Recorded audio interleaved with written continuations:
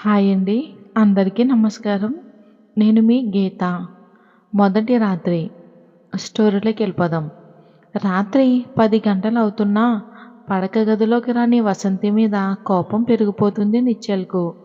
Wall క్లాక్‌లోని క్షణాల శబ్దం, అతని వేడి నిట్టూర్పులో క్షణ క్షణానికి పెరుగుతున్న కోరిక బుసలు కొడుతుంది.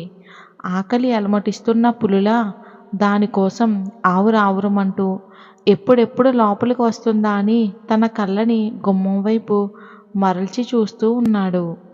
అరగంట తర్వాత అతని నిరీక్షణ ఫలించింది. వాసంతి దగ్గరే ఆగిపోయింది.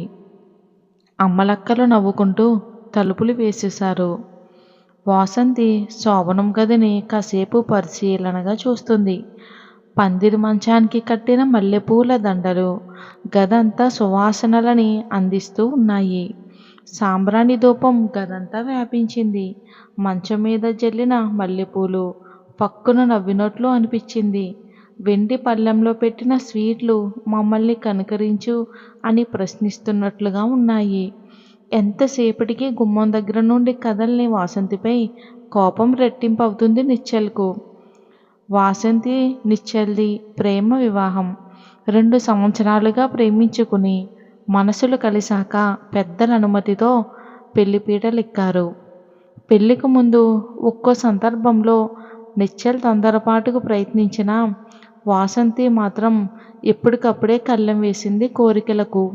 పూర్తి లైసెన్స్ పొంది అనుభవించే సుఖం ఇలా చాటుమాటు వ్యవహారాలతో ఉండదు అని చెప్పడం వలన అతను ఆగిపోయాడు. ఇప్పుడు పెద్దల నుండి లైసెన్స్ పొందటమే కాక అగ్ని సాక్షిగా ఒకటయ్యారు కాబట్టి ఇక ప్రకృతి సాక్షిగా మమేకం అవటమే మిగిలింది. తను ఎంతగా తొందరపడుతున్నా ఆమెకు ఎటువంటి కోరిక లేనట్టు ఉండకపోవటం అతడికి నచ్చలేదు. ఆమె వస్తుందేమోనని చూసి చూసి వసు దగ్గరికి రా, ఇలా అలా నిలబడిపోయావే ఇంకని పిలిచాడు కోపాన్ని దిగమింగుకుని. చిరునవ్వులు చిందించి ఆమె అడుగులో అడుగు వేసుకుంటూ అతని దగ్గరికి వచ్చింది.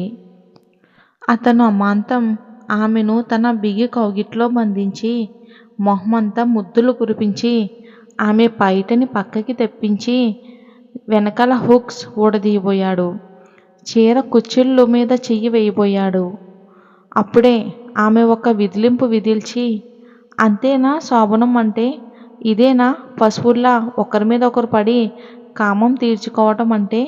సరస సంభాషణలు, ఒకరినొకరు అర్థం చేసుకోవటం ఉందా? మనం కామికులమా లేదా ప్రేమికులమా?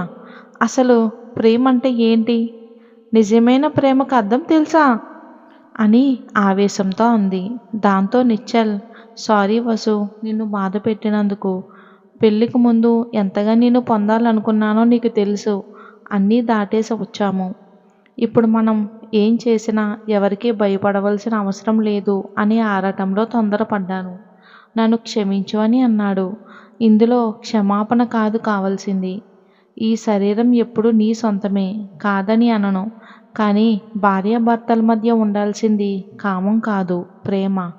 ప్రేమ ఎప్పుడైతే బలంగా ఉంటుందో అప్పుడే సుఖం ఉంటుంది. 5 నిమిషాల ఈ సుఖం కోసమే పెళ్లి చేసుకోవలసిన అవసరం లేదు కదా. ప్రేమ పవిత్రమైనది. దానికి మరణం అనేది ఎప్పుడూ ఉండదు. ప్రేమ శాశ్వతం. ప్రేమకు నిజమైన అర్థం అనురాగం, అభిమానం, ఆప్యాయత, మమకారం. ప్రేమ మందిరానికి ఈ 4 స్తంభాలు ఇవి బలంగా ఉంటేనే ప్రేమ మందిరం గట్టిగా ఉంటుంది. తన తొందరపాటుకు సిగ్గుపడ్డాడు నిశ్చల్. అతన్ని ప్రేమతో హక్కున చేర్చుకుంది వసంతి. ఇప్పుడు అతనిలో కామం లేదు, ఆమె మీద ప్రేమ తప్ప.